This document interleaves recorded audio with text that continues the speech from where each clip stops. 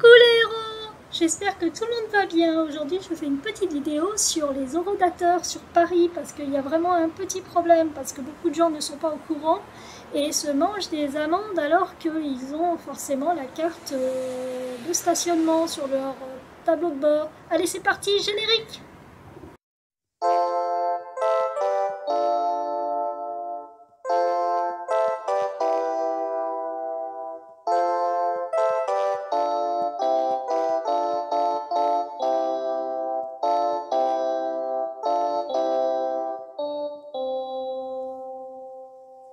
Alors voici la carte de stationnement européenne, hein. Donc il y a l'ancienne, enfin la nouvelle, et il y a l'ancienne qui ne sera plus valable en 2026. Donc elles sont remplacées par ces petites cartes. Donc alors sur Paris, on galère beaucoup sur le stationnement pour trouver une place de parking handicapée. Alors moi par contre, je suis en Cannes, donc je n'ai pas besoin d'une place plus large. Enfin, ça dépend. En hiver où je suis beaucoup plus limitée dans mes mouvements, j'ai un peu plus besoin d'avoir une ouverture de porte assez conséquente. Alors là, par contre, vous voyez, la place handicapée, elle est longue, mais elle n'est pas assez large. Donc les trottoirs, c'est une galère monstrueuse pour beaucoup d'entre nous, alors que ce soit les fauteuils roulants ou les personnes comme moi qui ont du mal à arquer. Donc c'est très casse-gueule. Alors déjà qu'on a beaucoup de problèmes en ce moment pour trouver de l'essence. Donc oui, parce que nous, il nous faut de l'essence pour aller à nos soins ou tout simplement voir des gens qu'on aime. Et donc voilà, donc les trottoirs sont souvent encombrés en plus, donc c'est très compliqué. La ville de Paris, en mars 2021, a carrément décidé de nous compliquer la vie en imposant un ticket, enfin de prendre un ticket à la borne ou en tout cas de le faire par le biais du portable, mais de toute façon on est obligé de retourner à la borne. Donc les personnes en fauteuil roulant, c'est compliqué parce que comme vous le savez, les bornes sont très très hautes.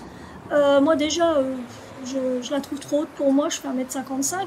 Les trottoirs sont encombrés comme on le voit là, parce que ça arrive très souvent. Là par exemple, moi je passe, je suis en Cannes, mais voilà quoi. Là en plus, pour trouver un horodateur quand on se gare, là je suis dans le 14e, bah, c'est compliqué, il faut chercher. Surtout que bah, quand on arrive dans ce coin-là, bah, on essaie de se garer là où on peut. Et donc voilà, pour trouver un horodateur, c'est compliqué. C'est à la recherche de l'horodateur perdu. Donc voilà, donc là on est sur l'avenue de Clichy, c'est le même principe. Il y a très peu d'horodateurs parce qu'en fait ils en ont retiré beaucoup, donc c'est devenu très très compliqué. Alors là au niveau des trottoirs, c'est compliqué de toute façon parce que là je retourne à la voiture pour mettre le ticket sur le pare-brise, enfin sur le tableau de bord. Bon là, c'est pour me rendre à mes soins, donc bah voilà, bah, j'ai besoin d'aller faire des soins, donc il faut absolument que je vienne en voiture sur Paris. Donc là, c'est des soins de kiné. Donc je vais vous montrer un peu comment ça fonctionne l'horodateur. Alors, comme je vous l'ai dit, l'obligation du ticket, bah, ça permet de ne pas avoir à payer une amende et de devoir faire un recours si une amende arrive. Donc voilà, il y a encore une autre rue là que je vous montre. Donc avec, je vais vous montrer comment on fait. Donc il faut faire OK. Alors vous voyez, je suis petite, hein, donc le truc est un peu haut. Alors vous tapez 6, Andy c'est 6. Après, il vous demande votre numéro d'immatriculation. Donc là, je vais mettre un numéro. Donc en fait, la mairie de Paris a imposé de mettre ce ticket horodateur pour je ne sais pas quoi, hein, on ne sait pas pourquoi, c'est vraiment, vraiment pas bien, parce que depuis mai 2015, une mesure très attendue pour les personnes en situation de handicap avait été faite, hein, donc la gratuité sur tout l'ensemble de toute la France. Donc il n'y avait plus de problème de ce côté-là depuis 2015. Et donc déjà, ça a mis du temps à ce que les personnes qui verbalisent soient au courant. Ça a mis énormément de temps. Et puis bon, on était bien tranquille depuis quelques années. On pouvait se garer. Et on avait notre petite carte, hein, sur le tableau de bord, hein, comme d'hab. Et mars 2022, donc la mairie de Paris décide de changer ça en imposant d'aller chercher un ticket. C'est inexplicable, c'est vraiment une mesure complètement dégueulasse, hein, tout simplement. Donc voilà, donc on est obligé tout le temps de justifier pour tout et là ça devient vraiment vraiment. Donc beaucoup de gens sont donc verbalisés, donc ils sont obligés de faire une contestation, et en général le rapport est refusé parce que effectivement vous êtes obligé de mettre un ticket. Sauf que les gens ne sont pas au courant parce que la mairie de Paris n'a pas fait ce qu'il fallait pour informer les gens. Donc, alors moi, je l'ai su parce que je me suis mangé une amende, hein, comme tout le monde, en avril 2021. Donc, je fais mon FPS, là, le rapport, et donc le rapport est refusé en disant, bah non, vous êtes redevable de telle somme. Donc, j'appelle quand même la mairie de Paris pour leur demander ce qui se passe hein, au service de stationnement. Et là, il y a une dame qui me dit très gentiment, écoutez, c'est une loi qui est passée en mars, donc elle m'avait même donné la date, hein, je sais plus, je crois que c'était le 19 mars 2021. Donc vous devriez être au courant. Je dis bah non, écoutez, je viens d'appeler une association handicap sur Paris, 15e, qui m'ont dit qu'ils n'étaient pas du tout au courant. Ah mais c'est bizarre, toutes les associations ont été contactées. J'ai dit ah bon, écoutez, a priori pas tout le monde, hein, et en tout cas moi je n'habite pas sur Paris. C'est quand même une mesure importante de le dire dans les médias, que ce soit la radio, la télé, enfin voilà quoi. Donc cette personne me dit écoutez, vous m'envoyez votre carte, je vais faire annuler l'amende, mais pour cette fois-ci, hein, la prochaine fois, vous paierez. Je dis ok d'accord, donc elle me dit puis de toute façon vous allez chercher votre ticket. Je lui dis mais vous savez que c'est compliqué d'aller à la borne. Ah mais vous pouvez le faire avec depuis votre portable. Hein. Je lui dis oui, donc il faut installer le logiciel et en plus mettre sa carte bleue parce que automatiquement on vous demande votre carte bleue. Moi il est hors de question que je mette ma carte bleue. Donc et puis il y en a qui n'ont pas de portable récent. C'est compliqué. Il y a des gens qui ne peuvent pas taper sur leur portable non plus pour mettre les informations demandées. Donc moi j'ai des calcinoses au bout des doigts, donc c'est toujours un peu compliqué de taper sur le portable. Donc voilà, donc cette amende a été effectivement supprimée par la mairie de Paris. Et depuis je suis obligée d'aller à la borne. Donc il y a des jours où, surtout l'hiver, c'est encore plus compliqué parce que si ça glisse par terre, il faut aller quand même jusqu'à la borne. Déjà, il faut la trouver. Après, il faut revenir et il faut mettre le ticket dans la voiture pour repartir. Alors, il y a aussi un gros problème à Paris, enfin dans beaucoup de villes d'ailleurs, c'est pas que Paris. Les trottoirs sont des fois très hauts. Quand vous stationnez parce que vous avez votre voiture, vous stationnez et le trottoir effectivement est trop haut.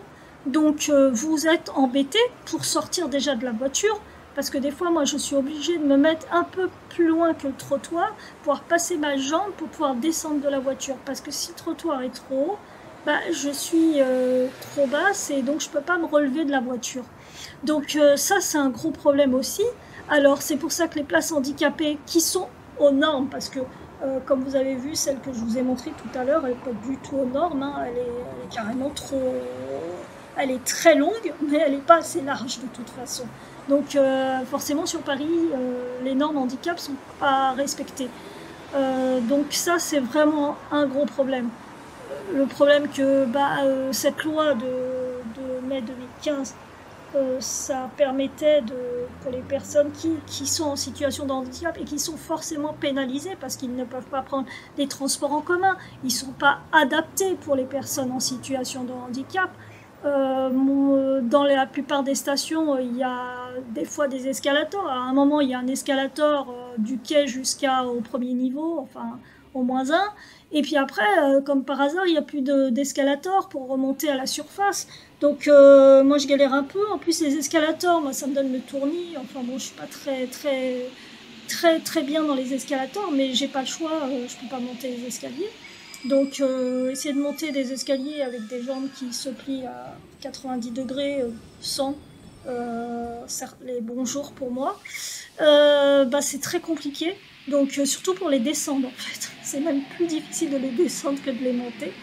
Donc, et surtout avec le masque en ce moment, avec le FFP2, parce que comme dans les transports en commun, hein, les gens ne portent presque plus de masque, moi je suis obligée d'y aller avec un masque, donc un FFP2, donc ça c'est compliqué aussi. Donc voilà, je suis pénalisée comme beaucoup de personnes, donc c'était normal d'avoir la gratuité sur les places de stationnement handicap ou pas, enfin dans les parkings qui ne sont pas privés. Forcément, si vous avez un parking privé, hein, les places, même handicap, sont payantes. Donc moi, comme la majorité de mes soins sont sur Paris, je suis bien obligée de m'y rendre. Et en général, j'arrive à me débrouiller pour trouver une place, mais c'est très rarement une place handicapée. Et de toute façon, quand il y a une place normale, je la prends. Parce que je laisse la place PMR à quelqu'un qui est en fauteuil roulant et qui aura besoin de plus d'espace pour sortir. Si j'ai le choix, je ne prendrai pas la place handicapée. Donc voilà, donc ça c'est très important de le dire parce qu'il y a beaucoup de gens, sous prétexte qu'ils ont la carte d'invalidité, enfin la carte de stationnement, prennent la place alors qu'au final ils pourraient se garer ailleurs. Et moi c'est ce que je fais, de toute façon elles sont gratuites, que ce soit une place handicapée ou pas. Donc dès que je peux, j'ai la possibilité de me garer ailleurs, je laisse la place pour la personne qui est en fauteuil roulant. Donc le rodateur, comme vous avez vu, est à un niveau très haut. Hein, donc pour les personnes qui sont en fauteuil roulant ou qui sont petits, hein, pour atteindre le rodateur, c'est un peu compliqué. Donc là, on est sur un autre endroit sur Paris. Donc je cherche le rodateur. Donc le rodateur est là-bas. Donc là, je vais, comme je vous dis, j'ai cherché le rodateur. Parce qu'à chaque fois que je viens faire mes soins dans le 14e, de toute façon, je ne suis jamais garée au même endroit. Donc j'essaye de repérer un peu les stationnements, enfin les stationnements, les horodateurs. Donc là, je vais aller en chercher un qui me semble être le plus près. Donc vous voyez, la voiture est contre le trottoir, donc de toute façon, quelqu'un qui est en fauteuil roulant, c'est un peu compliqué. Alors les trottoirs dans cet endroit-là sont quand même pas mal, contrairement à là où je vais dans le 17e. Donc en fait, il faut tout le temps zigzaguer hein, sur Paris, c'est vraiment compliqué. Ils ont fait des... Vous voyez la place. Comment vous voulez un fauteuil roulant prenne son ticket, le rodateur et tourner vers la voiture. Donc quelqu'un qui est en fauteuil déjà ne peut pas passer, ça c'est sûr. Déjà moi j'ai eu du mal à passer parce que c'est quand même assez étroit et en plus on est au bord du trottoir. Alors a priori on n'est pas obligé de mettre le ticket sur le tableau de bord. C'est ce que j'ai lu, mais moi j'ai trop peur. Donc je préfère le mettre quand même. Donc voilà, je retourne à la voiture et je vais mettre mon ticket qui est un peu... je crois froissé là.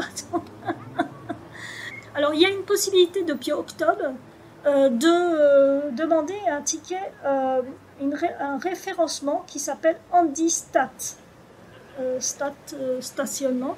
Donc c'est pour la mairie de Paris, donc je pense qu'il faut juste taper ça sur internet et vous allez trouver les documents à envoyer pour avoir une sorte de macaron qui vous sera dédié pour pouvoir stationner là où vous avez envie.